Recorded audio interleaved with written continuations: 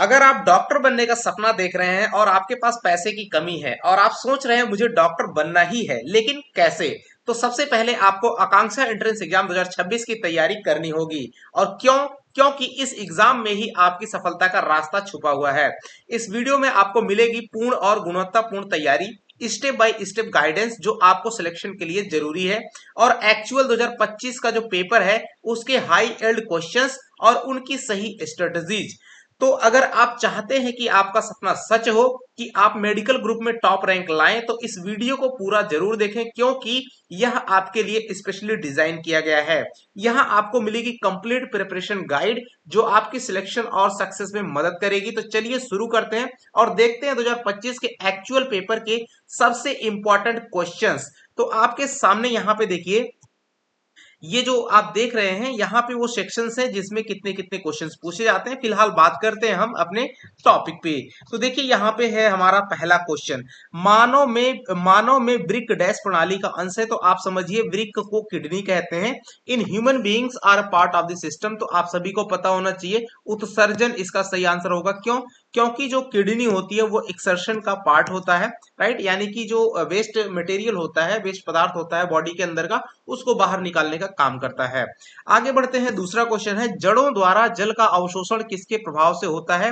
Water absorption by roots is under the influence of. जाहिर सी बात है, तो जो ट्रांसपिरेशन पुल होता है यानी वातपोत्सर्जन अभिकर्ष जिसको कहते हैं, हिंदी में थोड़ा सा टेढ़ा लग सकता है आपको, तो ट्रांसपिरेशन पुल जो होता है उसके द्वारा आपका क्या होता है? एब्जॉर्प्शन ऑफ वाटर, जड़ों के द्वारा जल का अवशोषण होता है उसके प्रभाव से। किसके? वाष्पोत्सर्जन के प्रभाव से।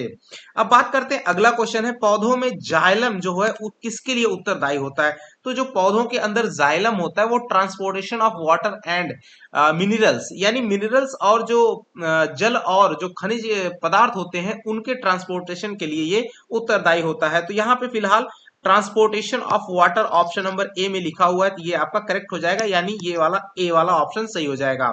अब बात करते हैं 84 नंबर, लार में समाविष्ट एंजाइम कहलाता है। तो लार के अंदर देखिए स्लाइवा जिसको कहते हैं इंग्लिश में, contains an enzyme is called. तो जो लार के अंदर जो एंजाइम होता है उसको हम लोग टाइलिन बोलते हैं, लेकिन अब यहाँ पे टाइलिन तो लिखा नहीं है, उसी का दूसरा नाम एमाइलेज होता है। तो ऑप्शन नंबर ए में आपका लिखा हुआ है, यहाँ पे ए आप देख सकते हैं।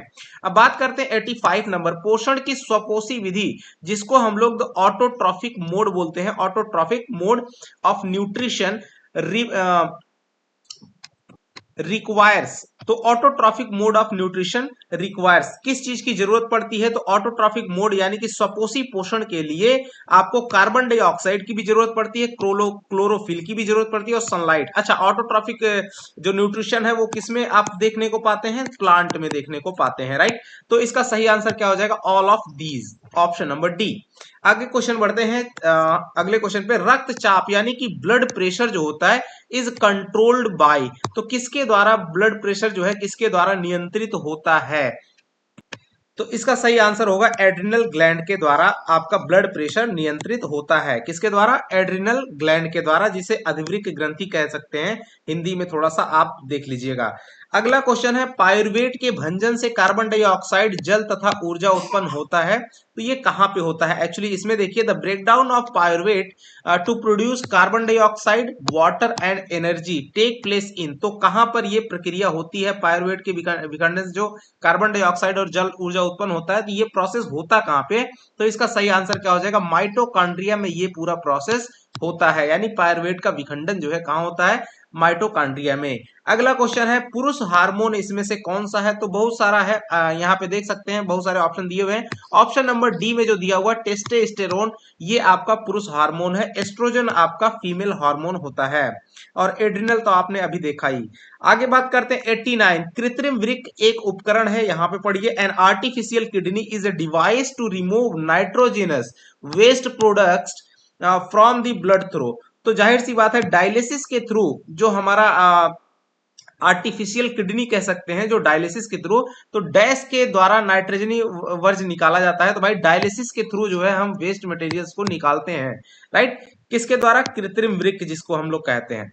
अब बात करते हैं अगला जो है 90 नंबर का क्वेश्चन, निम्नलिखित में से किसके कारण अत्यधिक वायु प्रदूषण होता है। तो इसका काम ऐसा है कि आप इसमें से बताइए कि किसके कारण सबसे ज्यादा अधिक वायु प्रदूषण होता है। इसका क्वेश्चन का आंसर आपके ऊपर छोड़ा जा रहा है।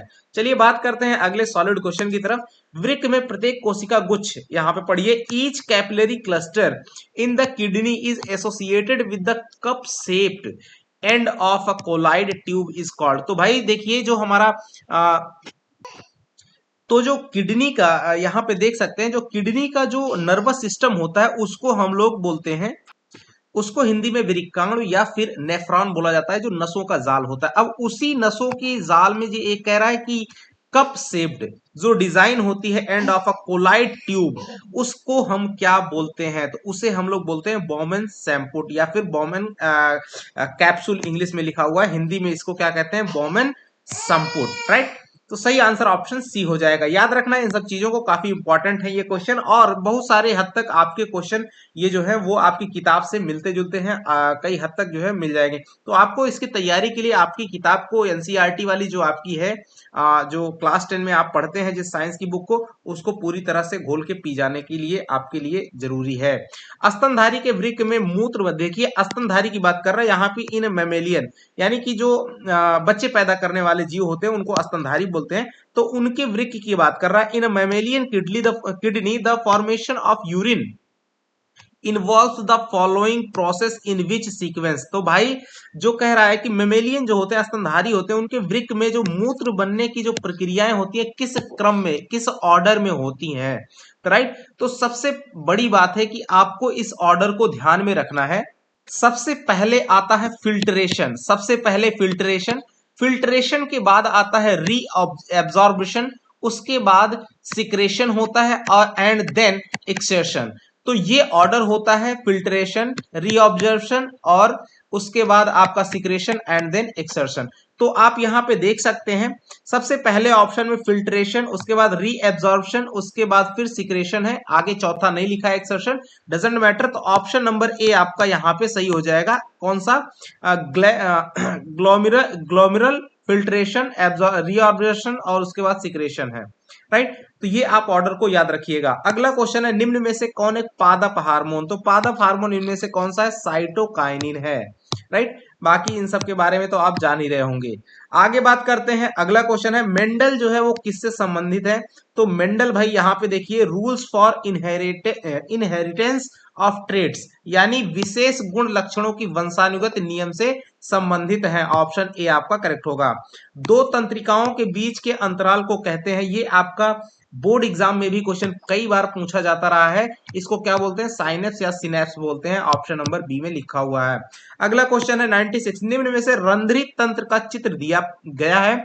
अब आपसे पूछ रहा है निम्नलिखित में से क्या लुप्त है, इसमें कौन सी चीज नहीं है। इंग्लिश में जरा देखिए, कह रहा था sketch of the stomatal apparatus. Actually stomata क्या होता है, जिसको जैसे जो पत्तियों के पीछे जब आप पलटते हो तो वहां एक छोटा सा छिद्र रहता है, जिस जहां से पानी जो होता है, ट्रांसपिरेशन की घटना, जो बूंद जो पानी वगैरह होता है वो जो ऊपर आता है, तो उसी का यहाँ पे दिया हुआ है फिगर। इसमें से आपसे पूछ रहा है कि cell membrane of the cell, कौन सी चीज इसमें मिसिंग है। तो सेल मेम्ब्रेन एक्चुअली होता क्या है, और उसके बाद न्यूक्लियाई यहाँ पे है, उसके बाद सेल वॉल होता है ऑफ द सेल। तो देखिए यहाँ पे, और उसके बाद है chloroplast in the guard cell. अब ये जो है, सबसे पहले यहाँ पे देखना, जो आपके सामने रेड रेड दिख रहा है, मैं इस फिगर को थोड़ा सा आपको समझाता हूं। ये जो अभी मैंने आपके सामने दो रेड बनाया, उसको हम लोग गार्ड सेल बोलते हैं। क्या बोलते हैं, गार्ड सेल। गार्ड सेल के अंदर जो होता है, अंदर का जो एक ये हिस्सा होता है, यहाँ पे ये आप देख रहे होंगे थोड़ा सा, इसके अंदर ये वाला हिस्सा जो अभी रेड रेड बना है, इसको सेल मेम्ब्रेन बोलते हैं। अब ध्यान देना, क्लोरोप्लास्ट क्या होता है, इस गार्ड सेल के अंदर में ये जो चीजें हैं, ये सब चीजें ये क्या है, क्लोरोप्लास्ट है। अच्छा, सेल वॉल क्या है, सेल वॉल ये जो दीवारें हैं, इसको हम लोग सेल वॉल बोलते हैं। अच्छा, न्यूक्लियाई क्या होता है, ये जो गोल गोल है, इसी के अंदर में आपका एक इसमें हर सेल का एक न्यूक्लियाई होता है, वही यहाँ पर आई थिंक की मिसिंग है। तो मेरे हिसाब से ऑप्शन नंबर सी यहाँ पे सही होना चाहिए कि इस फिगर में न्यूक्लियाई मिसिंग है। आपको क्या लगता है कि क्या मिसिंग है, वो आप अपने विचार जरूर दे सकते हैं, क्योंकि एजुकेशन यानी पढ़ने के टाइम पे हम पूरी तरह से फ्री हो सकते हैं, रह सकते हैं, रहना ही चाहिए। आपको अपने विचार और दूसरे के विचार सभी को सुनना जरूरी है। तो आप अपने हिसाब से बताएं कि इसमें क्या मिसिंग है। मेरे हिसाब से न्यूक्लियाई होना चाहिए।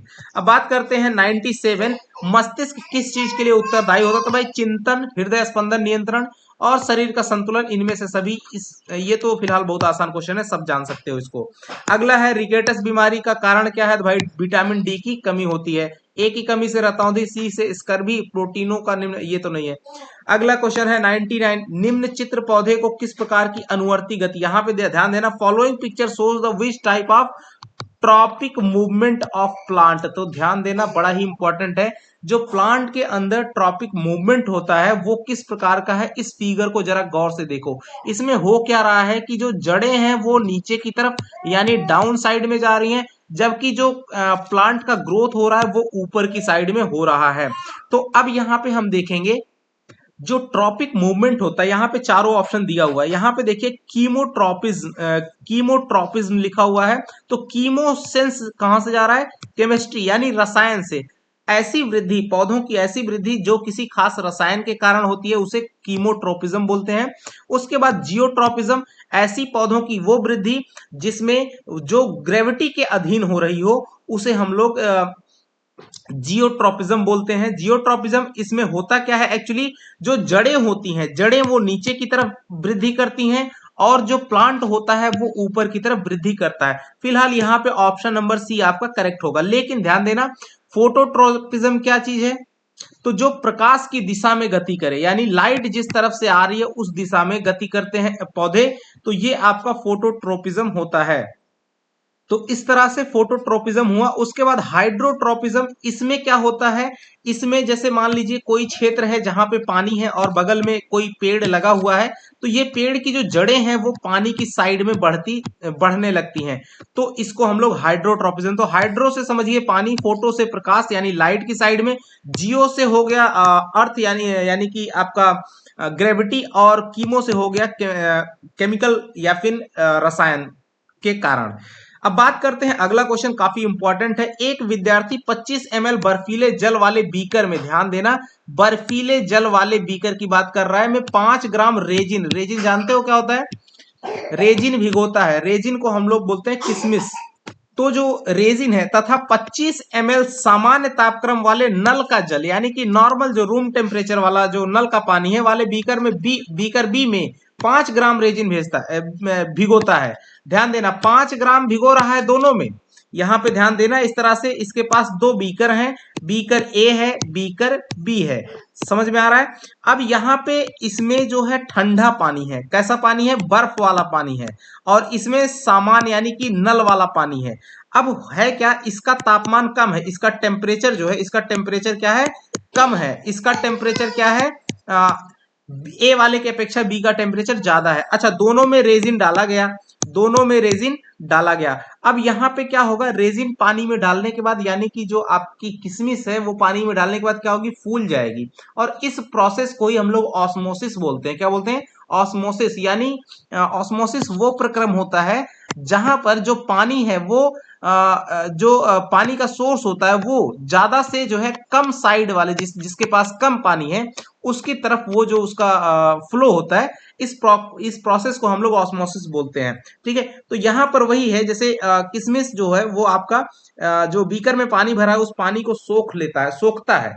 तो हो क्या रहा है, बीकर वाले पानी से दूसरा जो है किशमिश के अंदर पानी का ट्रांसपिरेशन, तो ये प्रोसेस यहाँ पे क्या होता है?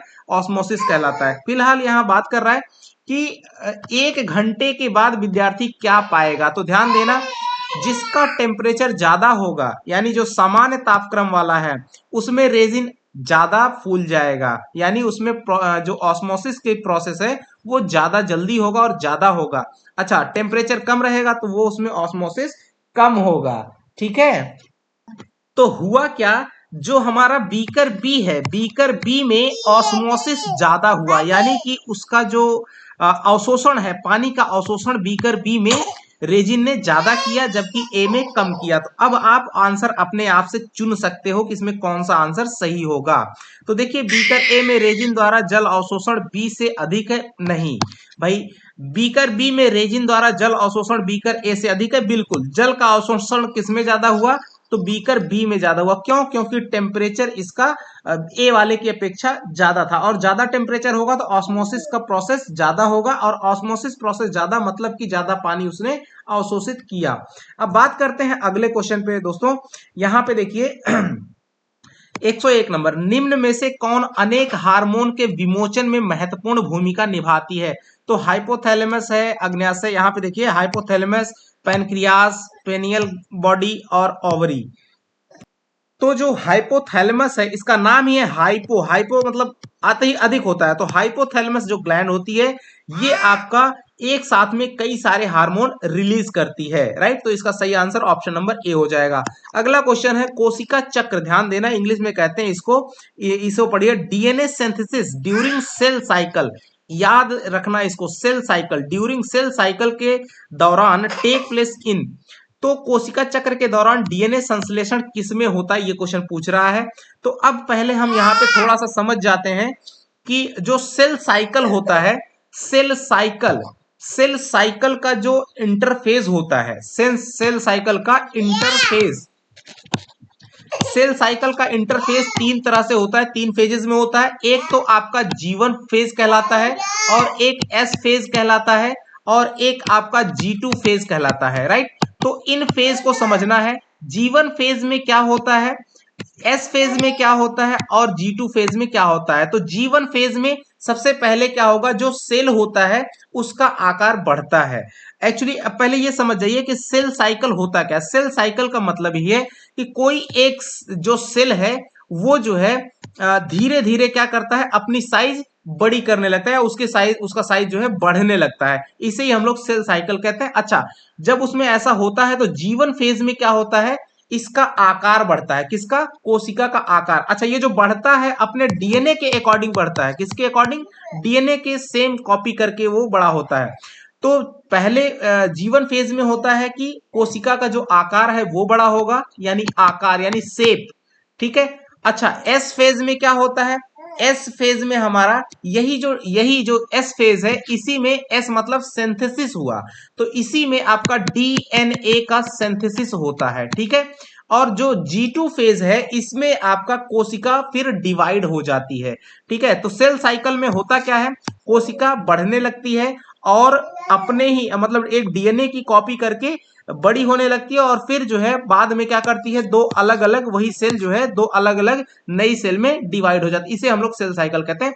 और इसके इंटरफेस तीन होते हैं, पहला, दूसरा, तीसरा, जिसको G1 फेज, S फेज और G2 फेज कहते हैं। G1 फेज में जो सेल का शेप बड़ा होता है यानी आकार बढ़ता है, S फेज में यहीं पर डीएनए का सिंथेसिस होता है, और G2 फेज में दो जो सेल है वो डिवाइड होकर के दो नए सेल में बंट जाता है, विभाजन के लिए एक्चुअली तैयार हो जाती है। तो अब बात करते हैं इसमें कौन सा आंसर होगा, तो डीएनए सिंथेसिस कहां पे होता है, एस फेज में होता है, ऑप्शन नंबर ये आपका हो जाएगा बी। अब बात करते हैं अलैंगिक जनन, जिसको हम लोग असेक्सुअल रिप्रोडक्शन बोलते हैं, वो टेक प्लेस थ्रू बडिंग इन। तो बडिंग जो है, जिसको हम लोग मुकुलन कहते हैं, जिसको क्या कहते हैं, मुकुलन, हिंदी में आपने पढ़ा होगा डियर, मुकुलन। तो मुकुलन आपने हाइड्रा पढ़ा होगा, क्या पढ़ा होगा, हाइड्रा, लेकिन यहाँ हाइड्रा है ही नहीं, तो आपको अब थोड़ा सा यहाँ फंसने वाला मामला हो गया। तो अब यहाँ पे मुकुलन और किस में होता है, तो यहाँ के ऑप्शन के हिसाब से हम क्या लगाएंगे, ईस्ट। तो मुकुलन हमारा हाइड्रा और ईस्ट में होता है, तो ये आप याद रखेंगे, हाइड्रा और ईस्ट में जो एसेक्सुअल रिप्रोडक्शन का टाइप होता है, आपने पढ़ा होगा तीन तरीके से रिप्रोडक्शन होते हैं। एक तो आपका बडिंग हो गया, दूसरा आपका हो गया बाइनरी फिजियन, राइट, और उसके बाद तीसरा हमारा होता है मल्टी फिजियन, यानी कि ये आपका हो गया मुकुलन हो गया, इसको हम लोग द्विखंडन बोलते हैं, और इसको हम लोग बहुखंडन बोलते हैं। तो ये आपने पढ़ा ही होगा, तो उसी हिसाब से आप इजिली इसको समझ सकते हैं। अच्छा, बडिंग के लिए आपने याद कर लिया ईस्ट और हाइड्रा। उसके बाद जैसे अमीबा है, अमीबा में क्या होता है, तो अमीबा और लेस्मानिया और अमीबा, इन दोनों में क्या होता है, बाइनरी फिजियन होता है, और यानी द्विखंडन होता है। और प्लाज्मोडियम जो है, इसमें क्या होता है, बहुखंडन यानी मल्टी फिजियन होता है। तो इस सबको भी आपने याद रखना है। फिलहाल यहाँ का आंसर क्या हो जाएगा, ईस्ट हो जाएगा, करेक्ट। आगे बढ़िए, अब अगले क्वेश्चन को देखिए। 104 नंबर, एक पुरुष बच्चा जन्म लेगा कब होता है, जब उसके साथ में कैसा हो, एक्स और वाई आपका क्रोमोजोम होता है तब। तो एक्स वाई क्रोमोजोम किस में है, सी वाले में है, जब बच्चा जन्म लेगा।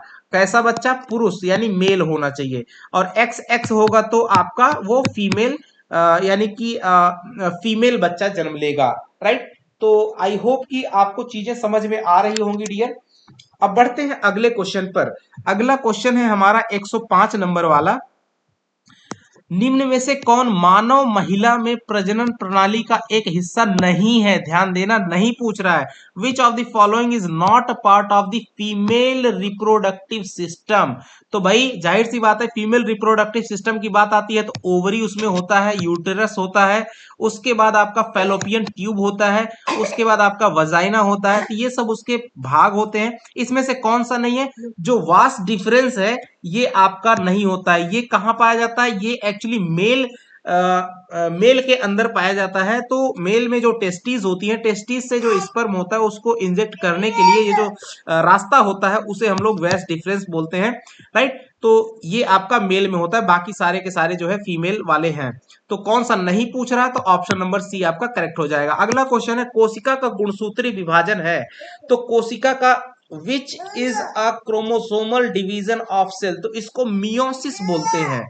इसको क्या बोलते हैं, मियोसिस। कंफ्यूज मत होना, यहां भी लिखा हुआ माइटोसिस, मियोसिस, विखंडन, द्विखंडन नहीं, ये क्या होता है, मियोसिस होता है, राइट।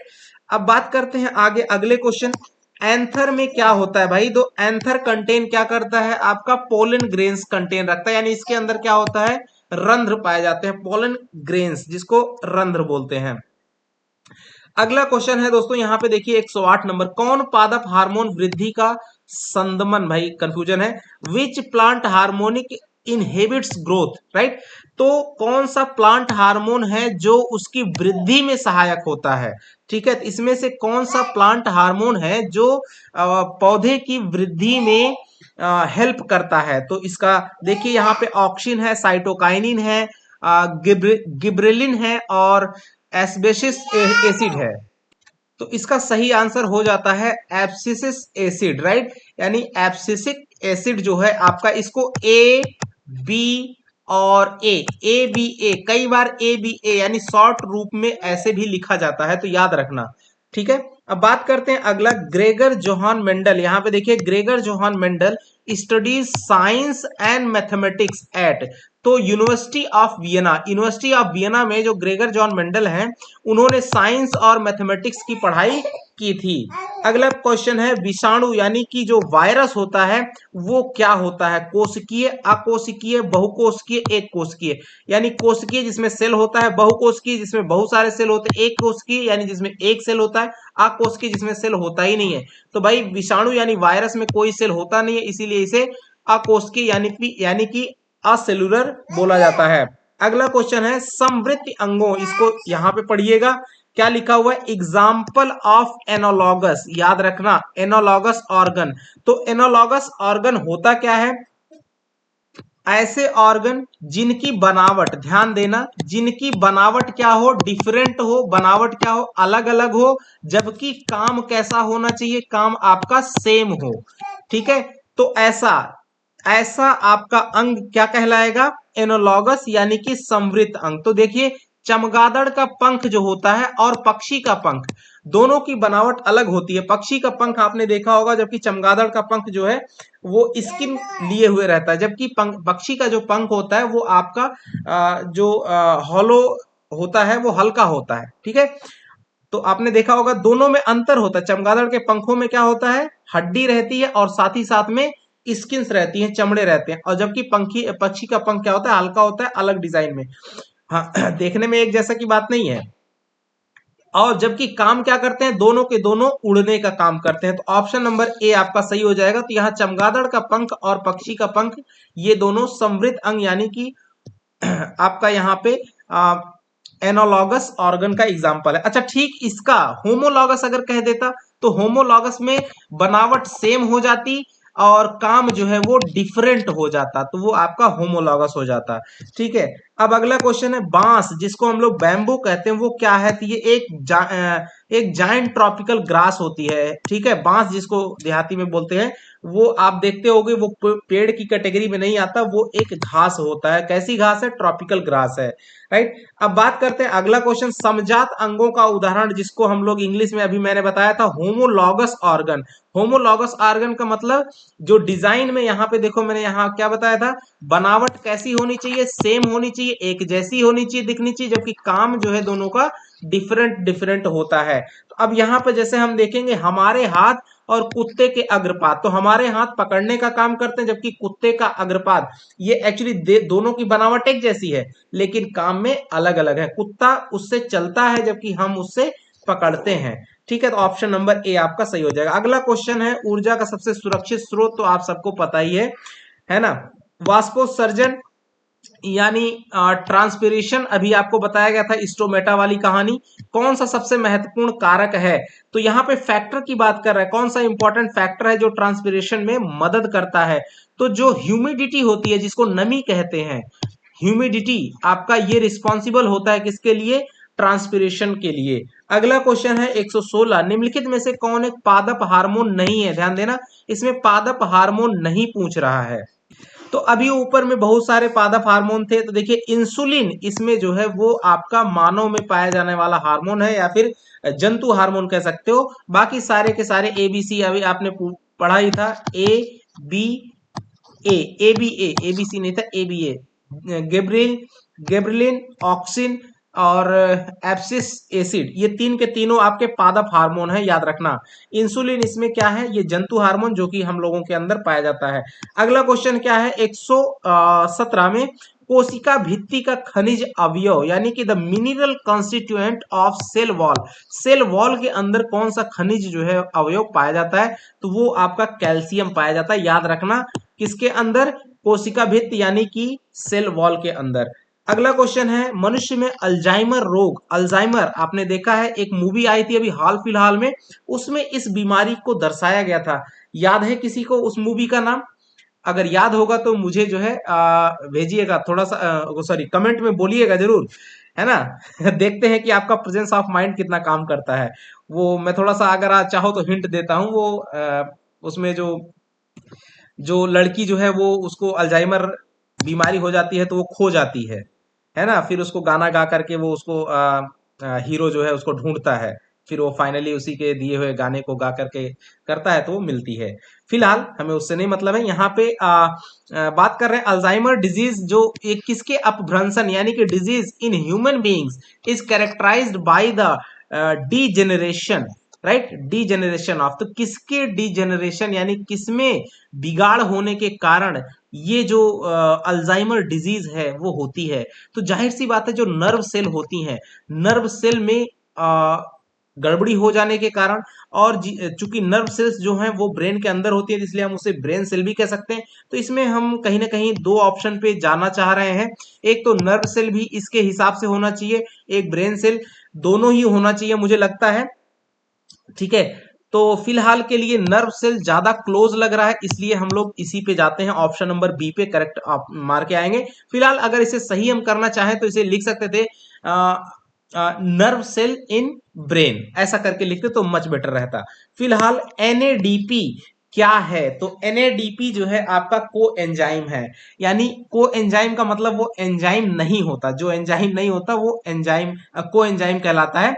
एक्चुअली एनएडीपी जो है ये एंजाइम ना होकर के जो है किसी दूसरे एंजाइम के साथ जुड़ करके वो हेल्प करता है, ठीक है, ये एंजाइम नहीं है। तो इसका पूरा नाम याद रखना, एनएडीपी का पूरा नाम है, एन से आपका होता है निकोटीनामाइड, और ए से होगा एडिनाइन, और उसके बाद डी से होता है डाई न्यूक्लियोटाइड, और पी से फास्फेट। तो पूरा नाम हुआ nicotinamide adenine di nucleotide phosphate. तो फिलहाल ये इतना लंबा नाम आपको याद रखने की जरूरत नहीं है, एनएडीपी ही लिखा जाता है, ठीक है। तो इसका आंसर क्या हो जाएगा? को एंजाइम, ये आपका करेक्ट हो जाएगा। और लास्ट क्वेश्चन है, कोहनी का जोड़ किसका उदाहरण है? तो ये कैसा होता है, ये आपने देखा होगा कोहनी जो होती है वो इस तरह से आपका ऐसा जॉइंट रहता है। तो ये कैसा होता है, इसको हम लोग हिंज जोड़ बोलते हैं या फिर हिंज जॉइंट बोलते हैं। अच्छा, इसके और भी एग्जांपल हैं, जैसे आपका एंकल जॉइंट जो होता है, टखना जो होता है, घुटना जो होता है ना, उंगलियों के जुड़ने वाले हिस्से, ये सारे के सारे जो हैं आपके किसके एग्जाम्पल हैं, हिंज जॉइंट के एग्जाम्पल हैं। ठीक है, तो बच्चों आई होप कि आपको ये वीडियो हेल्पफुल रहा होगा। मिलेंगे अगले ऐसी ही वीडियोस के साथ में, तब तक के लिए नमस्कार, जय हिंद बच्चों।